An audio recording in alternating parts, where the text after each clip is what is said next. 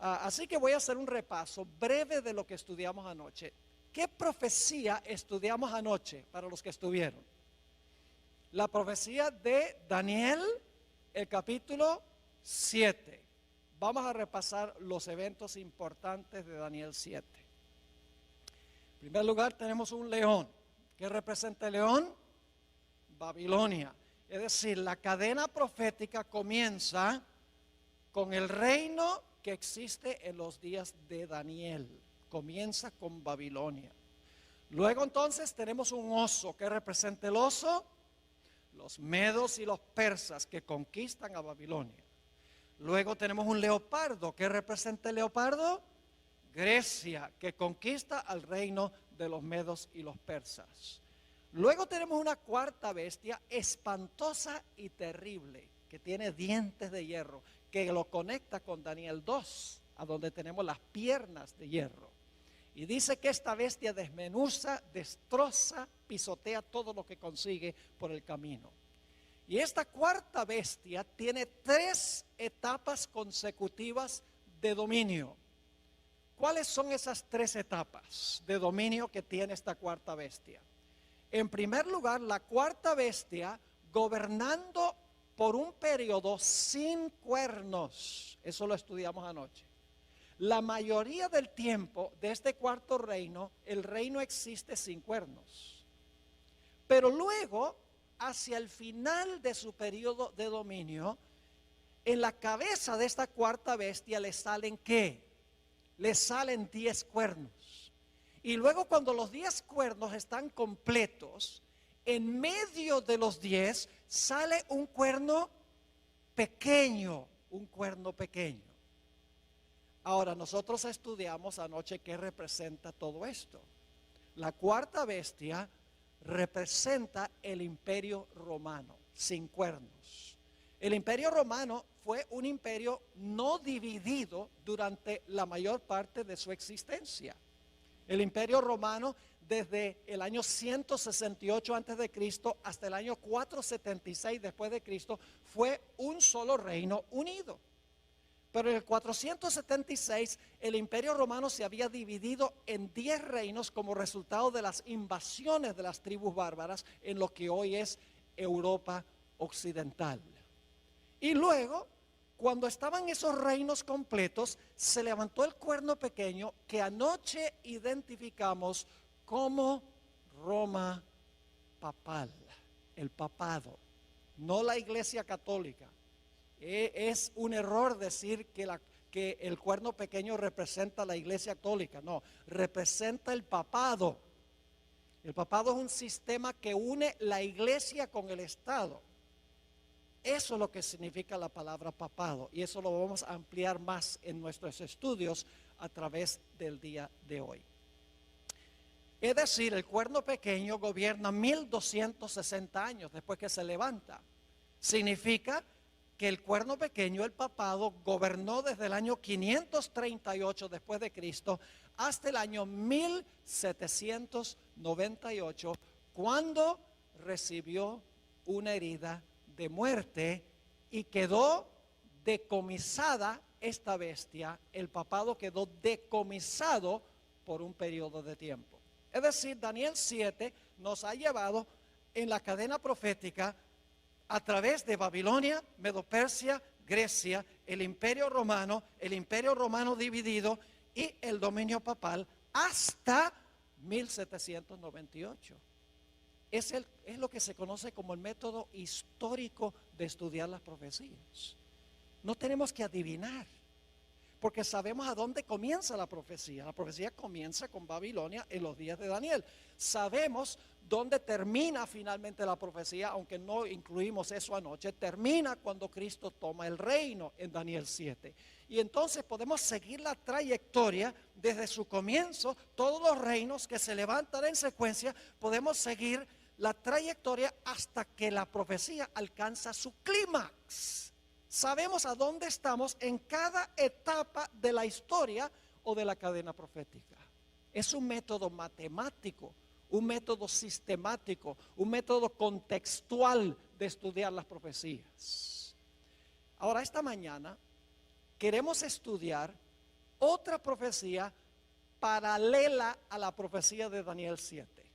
Me refiero a Apocalipsis 13 y los versículos 1 al 10. Apocalipsis 13 y el versículo 1 al 10. Ahora vamos a leer los versículos 1 y 2 e inmediatamente vamos a ver la conexión con Daniel 7. Es decir, al leer estos dos versículos no nos va a caber duda alguna que hay una conexión entre Apocalipsis 13 y Daniel 7. Vamos a leer los versículos 1 y 2. Dice aquí Juan: me paré sobre la arena del mar y vi subir del mar una bestia que tenía 7 cabezas y 10 cuernos, y en sus cuernos 10 diademas, y sobre sus cabezas un nombre blasfemo. Y la bestia que vi era semejante a un leopardo, y sus pies como de oso, y su boca como boca de león, y el dragón le dio su poder y su trono y grande autoridad. ¿Cuántas bestias se mencionan aquí en el versículo 2? 4. ¿Se dieron cuenta o no? ¿Hay un león, sí o no? Sí. ¿Hay un oso? ¿Cómo no? ¿Hay un leopardo?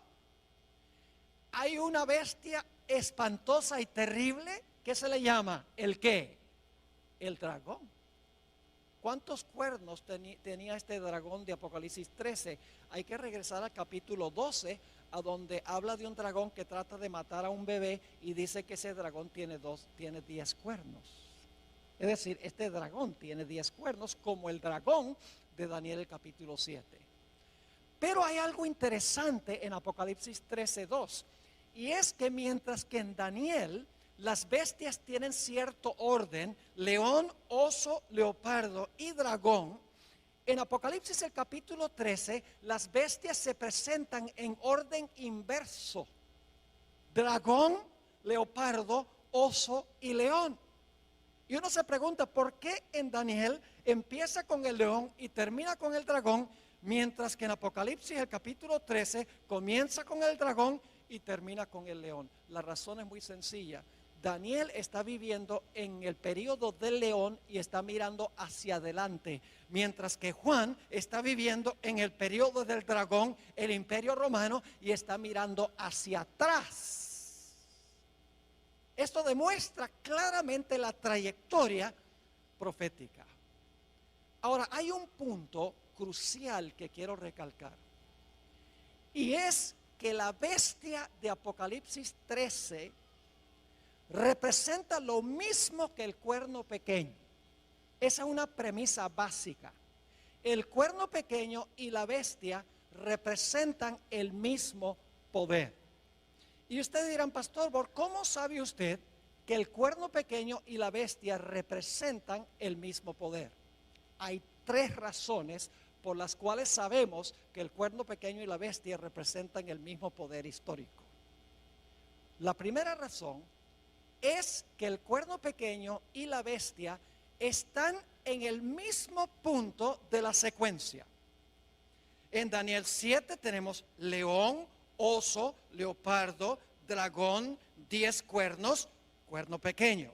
Mientras que en Apocalipsis el capítulo 13 tenemos también león, oso, leopardo, dragón, 10 cuernos, bestia. Es decir, la bestia se encuentra en la misma secuencia, en el mismo lugar en la secuencia que el cuerno pequeño. Así que como se encuentra en el mismo lugar en la secuencia o en la cadena profética, sabemos que el cuerno pequeño y la bestia representan el mismo poder. Es decir, en primer lugar sabemos que la bestia y el cuerno pequeño son el mismo poder porque están en el mismo lugar en la cadena profética. Hay una segunda razón. La segunda razón es que el cuerno pequeño y la bestia desempeñan las mismas actividades, tienen las mismas características. Ustedes recuerdan que el cuerno pequeño dice que persiguió a los santos del Altísimo. Dice también que el cuerno pequeño habló blasfemias contra el Altísimo y pensó que podía cambiar ¿qué?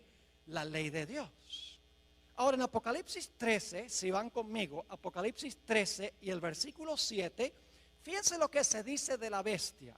Dice, y se le permitió hacer guerra contra los santos y ¿qué?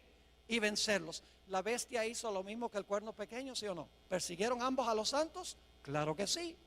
Ahora noten Apocalipsis 13 y el versículo 5, la primera parte. Dice, también se le dio boca que hablaba grandes cosas y blasfemias. ¿La bestia hablaba blasfemias, sí o no? ¿El cuerno pequeño habló blasfemias? Claro que sí. Es decir, que el cuerno pequeño y la bestia desempeñan las mismas acciones. Ahora ustedes dicen, ¿dónde está en Apocalipsis 13 el cambio de la ley? Aparentemente no aparece en Apocalipsis 13, pero sí aparece. En Daniel 7 dice que el cuerno pequeño pensó que podía cambiar la ley. Y nosotros sabemos que ese cambio en la ley primordialmente fue el cambio del día de reposo del sábado al domingo. Ahora yo pregunto en Apocalipsis 13, ¿qué va a imponer la bestia que se levanta de la tierra? Va a imponer la marca de la primera bestia. La marca de la bestia es el cambio que hizo la bestia ¿en qué? En la ley de Dios. Es decir, al final de la historia, los Estados Unidos, vamos a encontrar, va a imponer la marca, va a imponer el cambio en la ley que hizo el cuerno pequeño durante los 1260 años.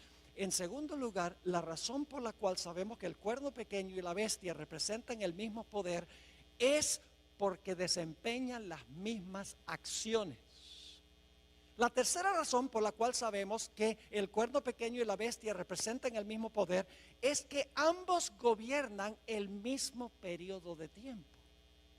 Noten Apocalipsis 13 y la última parte del versículo 5. Dice, también se le dio boca que hablaba grandes cosas y blasfemias, y se le dio autoridad para actuar ¿cuánto tiempo? 42 meses. E inmediatamente alguien dice, ese no es el mismo periodo de tiempo, porque el cuerno pequeño gobernó por tiempos, la mitad de un tiempo. Aquí dice que la bestia gobernó por 42 meses. No es lo mismo. Claro que es lo mismo. Se expresa en forma distinta. Anoche vimos que tiempos, la mitad de un tiempo son ¿cuántos años? 3 años y medio. ¿Cuántos días tiene el año bíblico? 360. ¿Quiere decir que iba a gobernar cuánto tiempo? 3 años y medio por 360 da ¿cuánto? 1260. Ahora, si el año bíblico tiene 360 días, ¿cuántos días tiene el mes bíblico? 30. Y dimos evidencia para eso anoche. Ahora, 42 meses multiplicado por 30 días, cada mes, ¿cuánto nos da?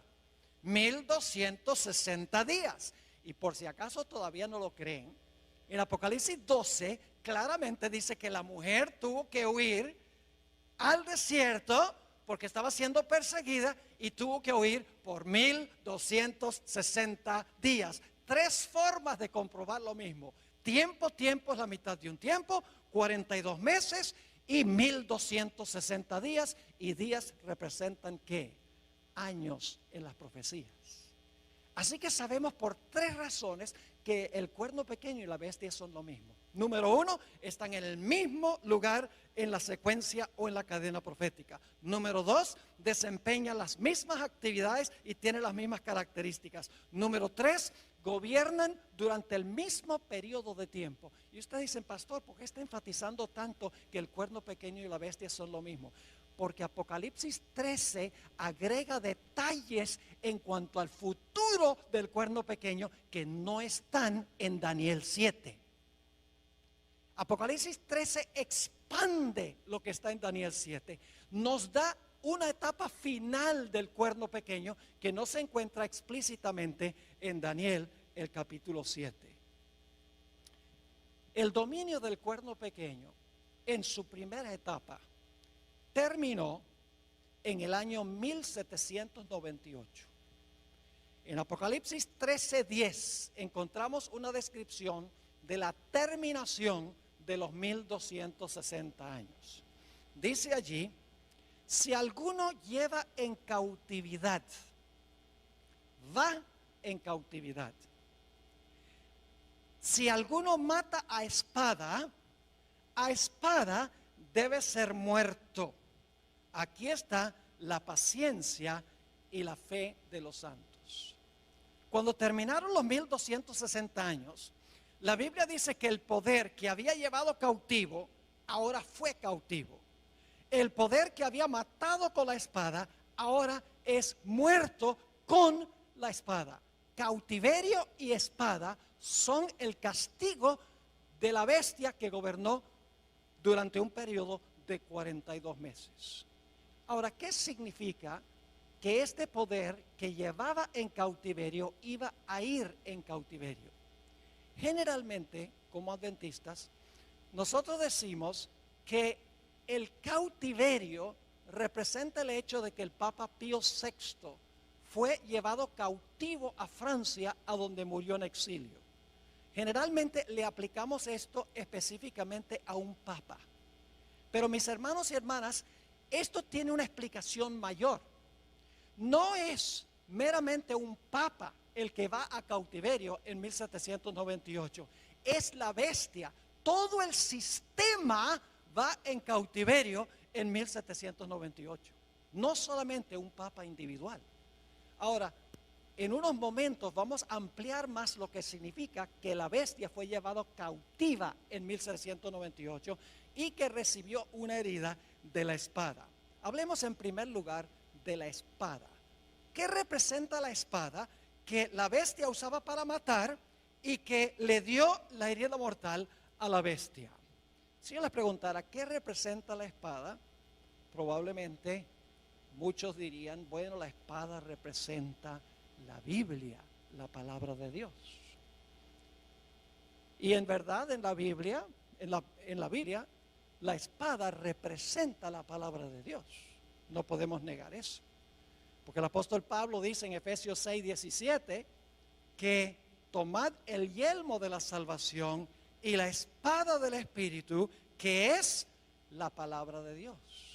Es decir, en la Biblia la espada puede representar la palabra de Dios, pero aquí en este pasaje no representa la espada la palabra de Dios.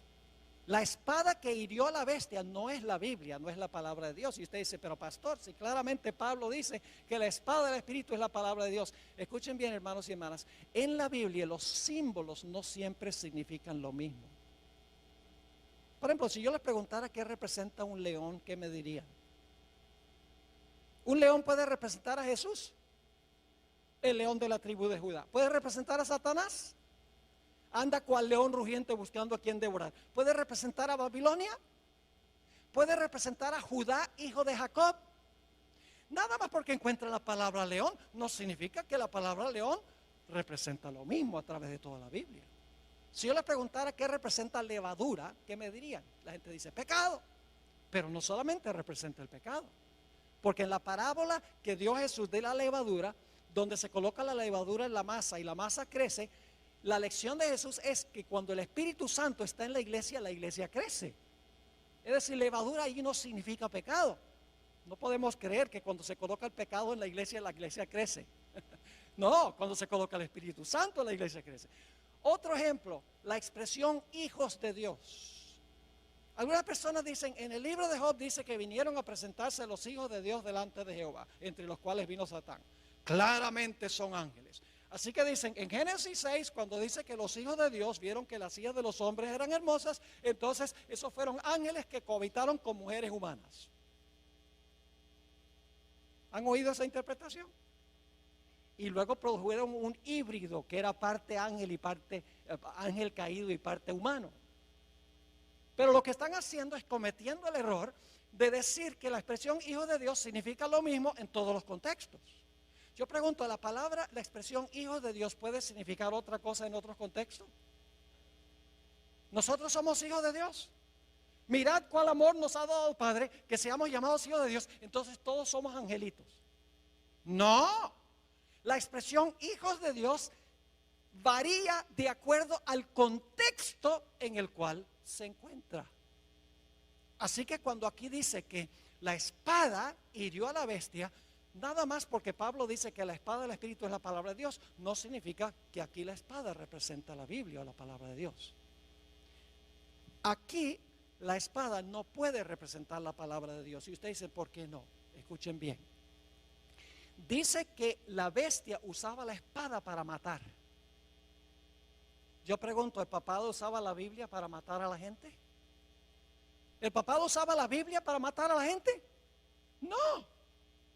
Así que podemos saber que esta espada que hirió a la bestia no puede ser la Biblia, porque dice que la espada que la bestia usaba para herir es la misma espada que le iba a dar la herida mortal. Entonces, claro, la clave es ¿qué representa entonces en Apocalipsis 13 la espada? La Biblia le da otra explicación a la espada. Romanos 13 y el versículo 1 al 4 habla de otra interpretación de lo que es la espada. Y esta interpretación se aplica a Apocalipsis 13. Dice allí en Romanos 13, 1 al 4, sométase toda persona a las autoridades superiores. ¿Quiénes son las autoridades superiores? El gobierno, muy bien, el poder civil. Porque no hay autoridad sino de parte de Dios. Y las que hay por Dios han sido establecidas. De modo que quien se opone a la autoridad, es decir, al poder civil, a lo establecido por Dios resiste. Y los que resisten acarrean condenación para sí mismos. Porque los magistrados, ahí está hablando del gobierno, porque los magistrados no están para infundir temor al que hace el bien, sino al malo. ¿Quieres pues no temer la autoridad? ¿Quieres no tenerle miedo al gobierno, al poder civil? Haz lo bueno y tendrás alabanza de ella. Y ahora viene el versículo clave. Porque es servidor de Dios para tu bien. Pero si haces lo malo, teme, porque no en vano que lleva la espada, pues es servidor de Dios, vengador para castigar al que hace lo malo. ¿Quién tiene la espada? El poder civil tiene la espada. ¿Y cómo usa el poder civil la espada? Yo pregunto, si una persona le roba a otra persona, ¿el poder civil usa la espada para encarcelar a esa persona? ¿Cómo no? En algunos estados, como Texas, si un individuo es culpable de asesinato, el poder civil usa la espada para ejecutar el decreto de muerte contra esa persona. ¿Cómo no? La espada significa la capacidad que tiene el poder civil para castigar violaciones del Código Civil. Usa la espada para castigar a los que violan el Código Civil, que violan las leyes legítimas del gobierno. No es la Biblia, es la capacidad de castigar violaciones del Código Civil. Es decir, la espada la posee el poder civil. La iglesia tiene su espada. ¿Y cuál es la espada de la iglesia? La Biblia. ¿Y cómo usa la iglesia su espada? Cualquiera que no está de acuerdo, le cortan la cabeza. Estoy hablando sarcásticamente. No. En el día postero tendrán que arreglárselas con Dios. Pero la iglesia se le ha dado la espada, y la espada la usa predicando el evangelio. Yo estoy usando la espada ahora. Pero el poder civil también tiene su espada. Y la espada es la capacidad de castigar violaciones del Código Civil que disturbian el orden social o la paz de la sociedad, la propiedad, la vida, la reputación, etcétera. Así que en 1798 lo que sucedió fue que el poder civil de Francia, que antes le daba la espada a la iglesia, ahora le quitó de la mano la espada, y con esa espada se le volcó en contra y le dio una herida mortal al papado. Es decir, la herida mortal es cuando se levantó el poder civil en contra del papado, porque antes el papado había usado el poder civil para castigar violaciones de la iglesia. Cualquiera que no estaba de acuerdo con lo que enseñaba la iglesia decía al poder civil: mira, toma tu espada y castiga a esa persona, échalo a la cárcel, o incinéralo, o ponlo en la cárcel, o tortúralo. eso es lo que hacía la iglesia, usaba la espada del poder civil para castigar violaciones religiosas. Pero en 1798 Francia le quitó la espada a la iglesia católica, a la iglesia romana, le dijo: ya no vas a usar más la espada para perseguir. Y la espada se le volcó en contra de el papado en 1798. También dice la profecía que el que llevaba en cautiverio iba a ir en cautiverio. El papado llevaba en cautiverio a toda la gente. Pero dice que este sistema iba a ir como, iba a ir cautivo. Ahora, ¿qué significa que iba a ir cautivo este sistema? Necesitamos regresar al tiempo cuando las tribus bárbaras estaban invadiendo al Imperio Romano. Cuando estas naciones bárbaras vinieron del norte del imperio y empezaron a parcelarse lo que hoy es el Imperio Romano, lo que había sido el imperio occidental, el imperio que quedaba en Europa, las naciones donde está en Europa hoy, esa región se convirtió en un caos. No había emperador, no había quien pusiera ley, quien pusiera orden. Y por lo tanto, las tribus bárbaras le pidieron al obispo de Roma, que su religión se había proliferado por todo el imperio para ese tiempo, le dijeron: ¿por qué no pones tú la ley y el orden aquí en el imperio? Porque todo está en caos. Y de esa manera el obispo de Roma, que hoy conocemos como Papa, no solamente comenzó a gobernar en cosas religiosas, no solamente era el líder de la iglesia, sino que también se convirtió en el líder civil. Ahora, antes de que el papado ascendiera al trono temporal, el papado estaba atado, es decir, la bestia estaba atada y no podía desempeñar sus acciones. Pero cuando se quitó la restricción del imperio y el papado pudo subir al trono temporal, el papado ahora quedó libre para perseguir y desempeñar las acciones que dice la profecía. Es decir, lo que significa que este poder estaba atado, significa que los poderes civiles están en función y por lo tanto, estando los poderes civiles en función, el papado no puede dominar en asuntos civiles. El quitar la restricción significa que ahora los poderes civiles le rinden su apoyo al papado para que el papado pueda desempeñar sus funciones. Quiero leerles un par de citas de un cardenal de la Iglesia Católica, Enrique Eduardo Manning, a donde él explica lo que acabo de describir.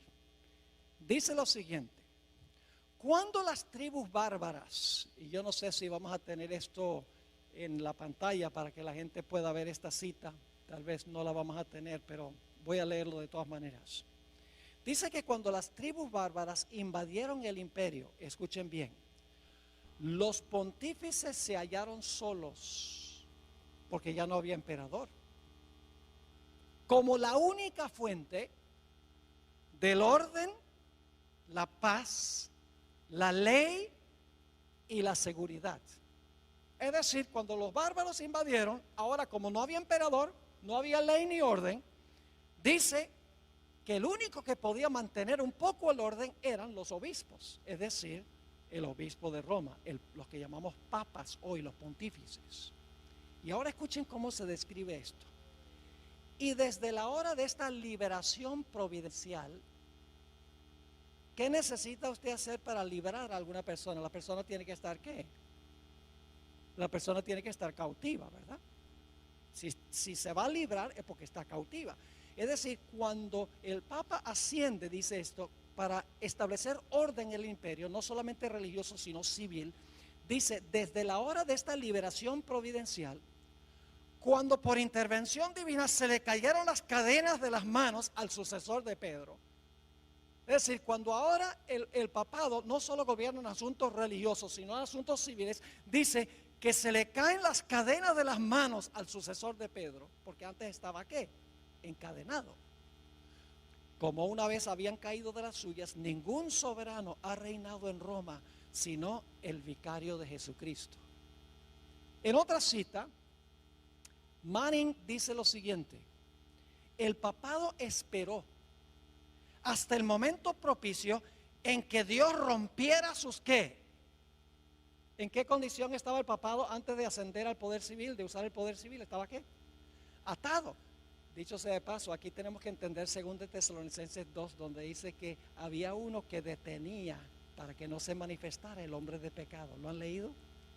¿Qué era lo que detenía al papado para que no pudiera manifestarse? El poder civil de Roma. Mientras el poder civil de Roma estaba, el hombre de pecado estaba ¿qué? Atado. Cuando es quitado del medio el poder civil y ahora el papado gobierna, ahora es ¿qué? Librado. ¿Están entendiendo o no? Ahora dice, el papado esperó hasta el momento propicio en que Dios rompiera sus ataduras y lo librara de la sujeción a los poderes civiles. ¿De qué es la liberación del papado? Son librados de sujetarse ¿a qué? A los poderes civiles, colocándolo así sobre el trono como dueño de su propia soberanía temporal. En 1798 lo que sucedió fue que la espada del poder civil de Francia, donde antes Francia usaba la espada para defender a la iglesia, el gobierno francés dijo, le quitó la espada y dijo, ya no te vamos a prestar la espada. La espada se levantó en contra del papado, le dio la herida mortal. Y en vez del papado ahora estar libre de ejercer dominio temporal, ahora el gobierno francés y nación tras nación en Europa le pone restricciones, no dejan que la iglesia use el poder civil y por lo tanto se le ponen otra vez las esposas a este sistema y queda encarcelado. Yo pregunto, ¿qué tendría que suceder para que este poder recupere su libertad y se sane de su herida? ¿Qué tendría que pasar? Tendría que recuperar el apoyo de la espada ¿qué? Del poder civil. Y tendría que permitir las naciones del mundo que este poder los use de nuevo y entonces el papado ya no estaría restringido, sino que estaría ¿qué? Libre. Eso fue lo que sucedió en 1798.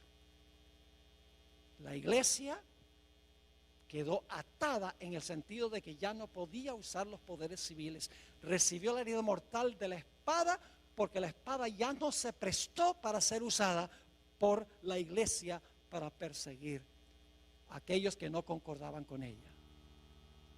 Pero la profecía de Apocalipsis 13 nos dice que habrá otra etapa del cuerno pequeño o de la bestia.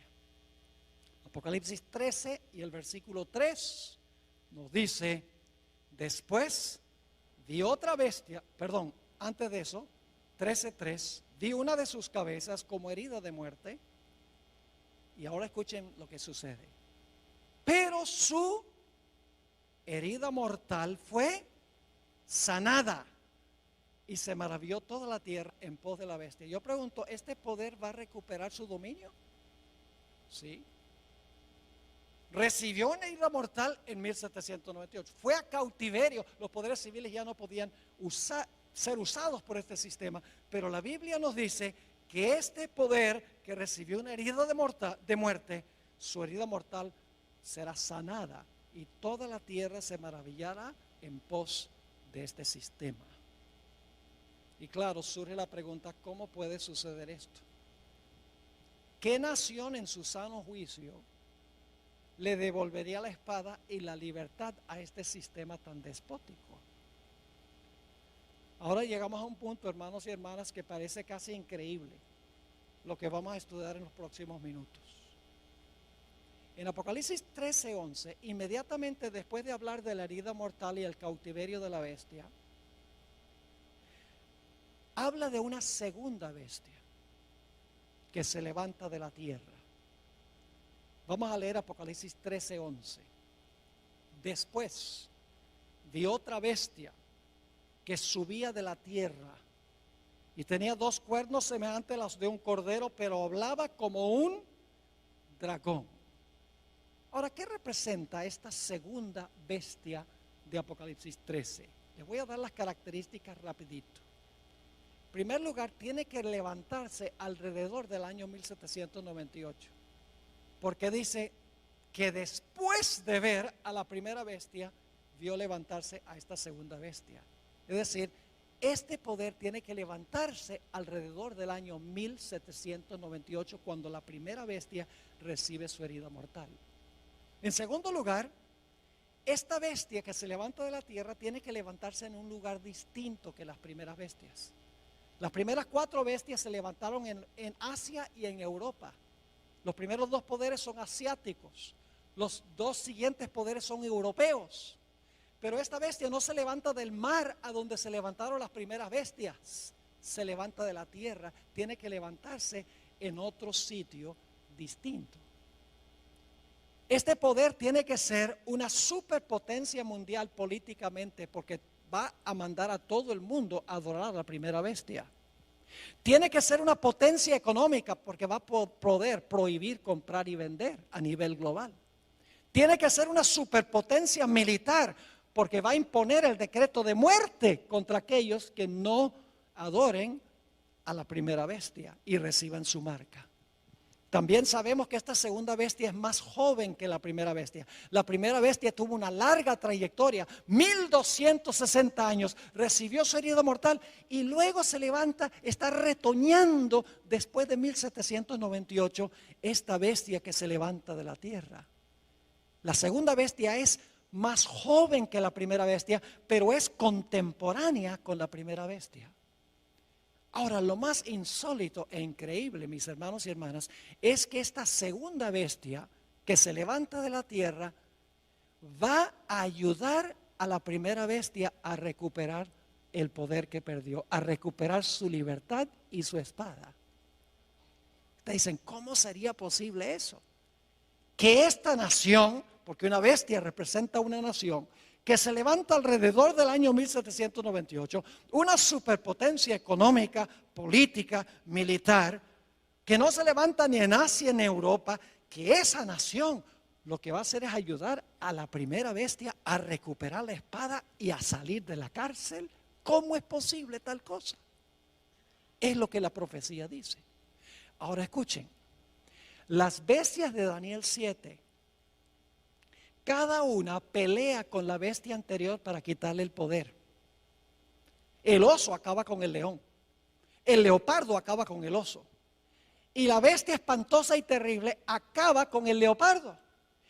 Pero la función de esta bestia que se levanta de la tierra no es pelear contra la bestia anterior, sino ayudarle a recuperar su poder. Y usted dice, ¿cómo sabe eso? Hermanos y hermanas, porque la profecía dice que todo lo que hace esta segunda bestia es para complacer a la primera. No para pelear con la primera, sino para complacerla. Vamos a anotar los detalles. Apocalipsis 13, 12. Apocalipsis 13, 12. Hablando de esta segunda bestia, dice, y ejerce toda la autoridad ¿de quién? De la primera bestia. ¿Por autoridad de quién gobierna la segunda bestia? De la primera. Dice, ejerce toda la autoridad de la primera bestia y luego dice, en presencia de ella. Esa expresión, según algunas versiones, significa a favor de ella. Es decir, esta bestia que se levanta de la tierra, en primer lugar, ejerce la autoridad de la primera bestia. Todo lo que hace es con el fin de favorecer a la primera bestia. Y luego sigue diciendo, y hace que la tierra y los moradores de ella adoren a la primera bestia. Fíjese, ejerce la autoridad de la primera bestia. Lo que hace, lo hace en presencia de la primera bestia. Además de eso, manda a todos a adorar a la primera bestia. ¿Y sabe qué más hace? Una imagen de la primera bestia. Impone la marca de la primera bestia. ¿Cuál es la función de esta segunda bestia? Todo lo que hace es para ayudar a la primera bestia a recuperar, el poder que perdió cuando recibió la herida mortal. Yo pregunto, ¿cuál nación sería esta? Una nación que no es asiática ni europea, una nación que es una superpotencia económica, militar y política, una nación que se levantó alrededor del año 1798 en otro lugar distinto. ¿Cuál es la única nación que puede estar representada aquí? No cabe duda, las características indican claramente que esta nación representa a los Estados Unidos de América. Dice, pastor, esto es ridículo. Usted está diciendo que los Estados Unidos, que incorporó en su constitución la libertad civil y religiosa, que le va a devolver al papado su libertad y le va a brindar otra vez la espada del poder civil para perseguir a los que no están de acuerdo con lo que enseña y practica la iglesia. Pastor, eso es ridículo. Nunca podría pasar en este país de la libertad. Yo pregunto, ¿en qué se parece un cordero a un dragón? En nada. Esta es una bestia contradictoria. Porque mientras que tiene dos cuernos como de cordero, ¿qué hace? Habla como dragón. Ahora necesitamos dedicar unos minutos a hablar de la característica principal que yo veo aquí que necesitamos entender. Los dos cuernos como de cordero que tiene esta bestia. La bestia esta representa a los Estados Unidos. Las características son demasiado claras. Y dice que esta bestia tiene dos cuernos como de cordero. Ahora la pregunta clave es, ¿qué representan los dos cuernos como de cordero? El paralelo más cercano que tenemos se encuentra en Daniel 8. Así que vamos a Daniel 8, el capítulo 8 y el versículo 3. Ahí encontramos un carnero. ¿Y cuántos cuernos tiene el carnero? Dos cuernos tiene el carnero. Es una sola nación, porque es un solo carnero. Pero ese solo carnero tiene ¿qué? Tiene dos cuernos. Dice allí, en Daniel 8:3, alcé los ojos y miré. Y he aquí un carnero, una sola bestia, que estaba delante del río y tenía dos cuernos. Y aunque los cuernos eran altos, uno era más alto que el otro y el más alto creció después. Así que quiero que se imaginen un carnero, que es un cordero macho. El carnero tiene dos cuernos, una nación con dos cuernos. Ahora la pregunta clave es, ¿qué representan los dos cuernos? Los dos cuernos representan dos reinos en esa misma nación. Noten el versículo 20. El versículo 20 tiene la explicación. Dice, en cuanto al carnero que viste, que tenía dos cuernos, estos son los reyes ¿de qué? De Media.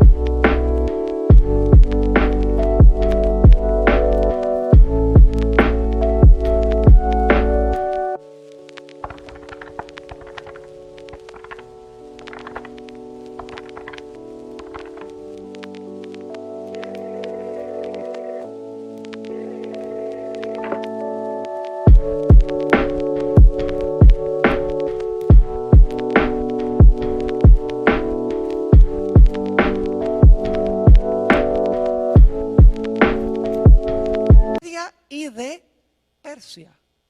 Era una nación que se componía de dos reinos. Entonces yo pregunto, ¿qué representan los dos cuernos como de cordero? Tiene que ser una sola nación porque es una sola bestia. Pero como tiene dos cuernos como de cordero, debe ser una nación que se compone de dos ¿qué? De dos reinos, porque los cuernos representan reinos. Usted no puede decir que los 10 cuernos en la cabeza del dragón son reinos. Y los dos cuernos aquí en la cabeza del carnero son reinos. Pero en Apocalipsis 13, entonces los dos cuernos no son reinos. cuernos en cabeza de bestia son reinos. Es decir, esta bestia de Apocalipsis 13 es una sola nación, una sola bestia, pero en esa nación existen lado a lado dos reinos. Y lo importante que queremos notar es que son dos cuernos como de cordero. Son dos reinos, los mismos dos reinos que reconoció Jesús, el Cordero de Dios, porque la palabra cordero aparece 29 veces en Apocalipsis y siempre se refiere a Jesús. Es decir, los dos cuernos representan los dos reinos que reconoció Jesús, el Cordero de Dios. E inmediatamente nos preguntamos, ¿cuáles dos reinos reconoció Jesús, el Cordero de Dios? La Biblia lo dice. Mateo 22, versículo 19 al 21. Mateo 22 y el versículo 19 al 21.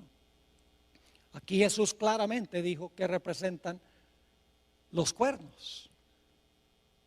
Le traen una moneda del tributo a Jesús y le dicen, ¿debemos devolverle los taxes a César, sí o no? Y fíjense lo que dice Jesús: mostradme la moneda del tributo. Y ellos le presentaron un denario. Entonces le dijo, ¿de quién es esta imagen y la inscripción? Es decir, la cara de quién y el nombre de quién está en esta moneda. Le dijeron, de César. Y les dijo, dad pues a César lo que es de César y a Dios lo que es de Dios. ¿Cuántos reinos reconoció Jesús, el Cordero de Dios? Dos. El de César sería el poder, ¿qué? Civil. Y el de Dios sería lo que llamamos la iglesia. Es decir, los dos reinos que reconoció Jesús es el reino de la iglesia y el reino del Estado. ¿Deben estar juntos o separados? Separados. Por ejemplo, ¿qué obligación financiera tenemos nosotros con la iglesia? El diezmo. ¿Y qué obligación financiera tenemos con el poder civil? Los impuestos. Yo pregunto, ¿sería apropiado que la iglesia le dijera al poder civil, mira, danos un porcentaje de los taxes? No. ¿Sería lícito que el poder civil le dijera a la iglesia, tiene que devolverme un 20% del diezmo? No. Cada reino funciona en su propia esfera, separado uno del otro. Es una sola nación, los Estados Unidos, pero en esa sola nación existen dos reinos, la iglesia y el poder civil. Y ¿saben algo? Yo vivo en los Estados Unidos y soy ciudadano de dos reinos. Yo soy ciudadano de los Estados Unidos porque nací en Wisconsin. Y soy ciudadano de la iglesia también porque me bautizó y soy miembro de la iglesia adventista del séptimo día. En una misma nación pertenezco a dos reinos, la iglesia y también el Estado. ¿Están entendiendo lo que significan los dos cuernos? Representa el hecho de que en una sola nación, los Estados Unidos, va a existir la idea de dos reinos separados uno del otro. El gobierno, el poder civil, y la iglesia, el poder religioso. Y escuchen bien, el Señor Jesucristo rehusó la idea de que la iglesia usara el poder civil, la espada del poder civil, para defender su reino. Desde un comienzo de su ministerio, el diablo le ofreció a Jesús todos los reinos del mundo. ¿Y qué dijo Jesús? Apártate de mí, Satanás. Yo no vine a tomar las riendas del poder civil, yo vine a establecer mi iglesia. Jesús reconoció la existencia de dos reinos. Noten Juan 18:36. Aquí Jesús está en una entrevista personal con Pilato y Pilato le pregunta, bueno, ¿eres tú un rey, Jesús? Y fíjense lo que dijo Jesús. Mi reino no es de este mundo. ¿Cuántos reinos reconoció Jesús? Dos. El de él y ¿cuál? El del mundo. Mi reino no es de este mundo. Si mi reino fuera de este mundo, mis servidores pelearían, usaría la espada, en otras palabras, para que yo no fuera entregado a los judíos, pero mi reino no es de aquí. Pero ¿saben lo que querían los judíos? Los judíos constantemente querían que Jesús se apropiara del poder civil, del poder del gobierno, que usara la espada para imponer su religión. Jesús dijo, yo no vine a eso. Yo vine a establecer un reino, mi iglesia. La hermana White dice que Jesús se mantuvo separado de la administración del gobierno civil de Roma. Nunca vemos a Jesús apelando a Roma para defender su reino. Jamás. Sus propios discípulos manifestaron que ellos querían usar la fuerza del poder civil para castigar al que no estaba de acuerdo con el reino de Jesús.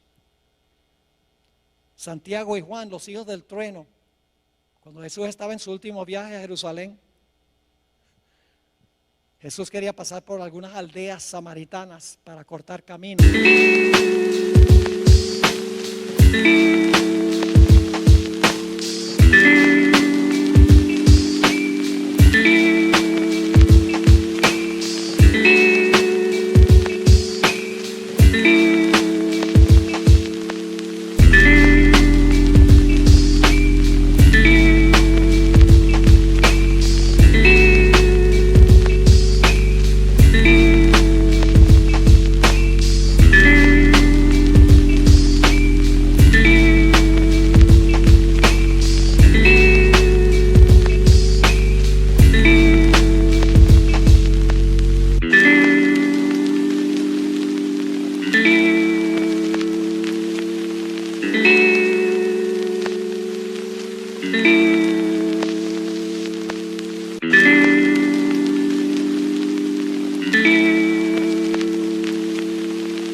Jerusalén y pidió permiso y las aldeas dijeron, no, no puedes pasar por aquí. Santiago y Juan se indignaron y le dijeron a Jesús, ¿cómo se les ocurre a esas aldeas decirle no a nuestro Mesías? ¿Quieres que llamemos fuego del cielo y quememos esas ciudades? Querían usar la fuerza para imponer su religión. Cuando Jesús alimentó a los 5,000, Judas, el cabecilla, revolvió a la muchedumbre para que tomaran a Cristo y lo hicieran rey. La Biblia dice que Jesús se fue, no había venido para ser rey.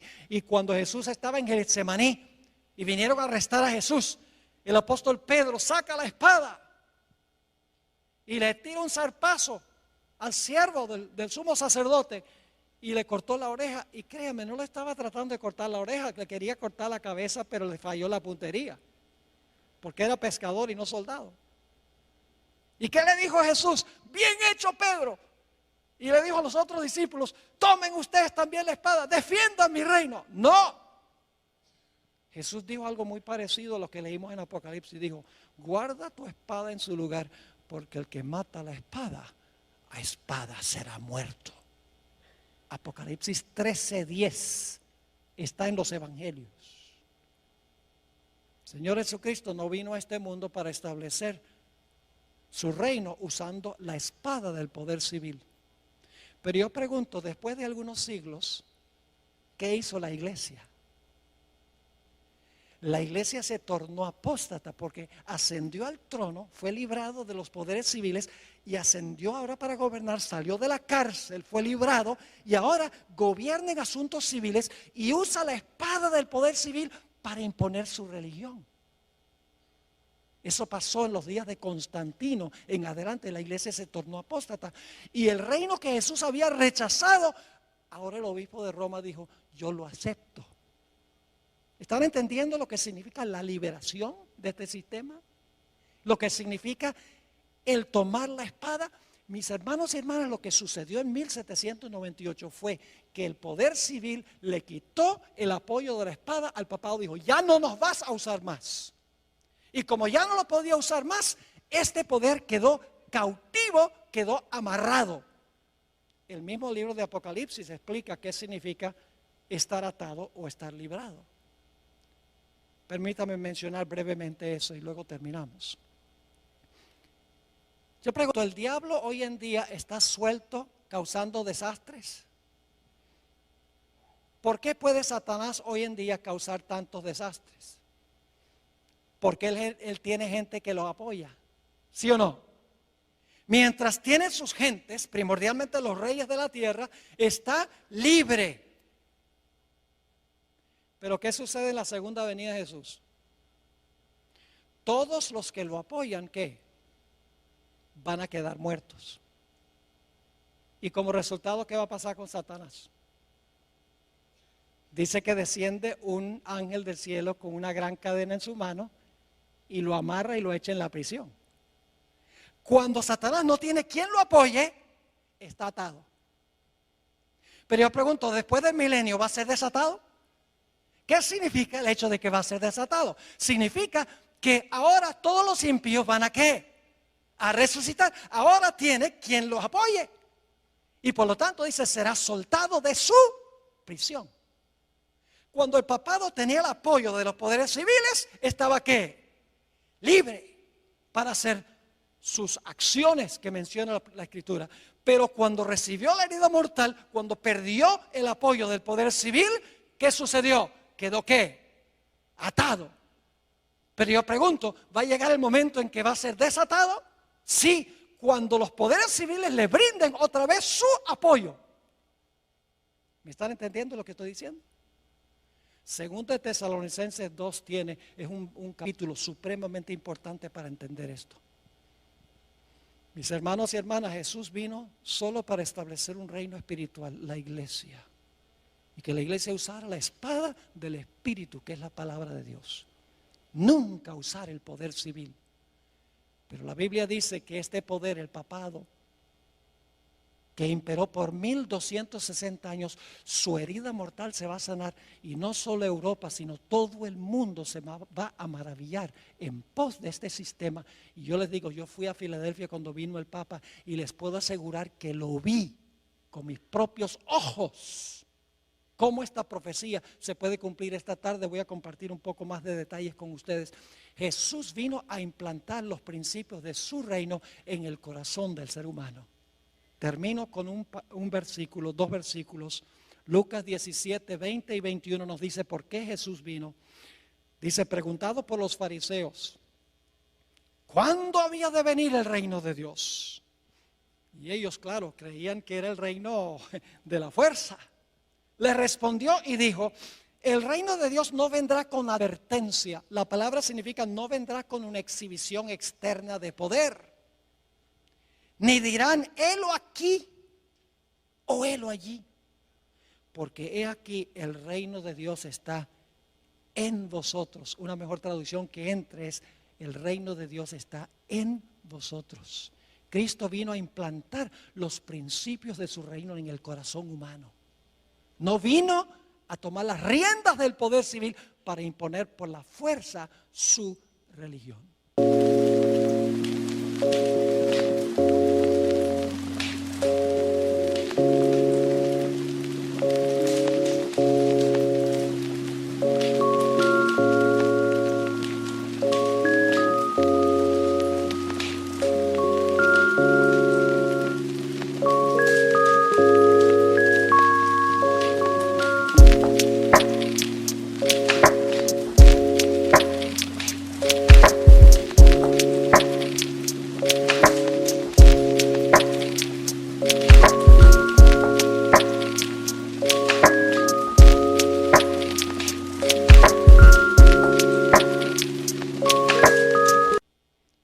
Vamos a repasar para colocar el marco de lo que vamos a hablar esta tarde.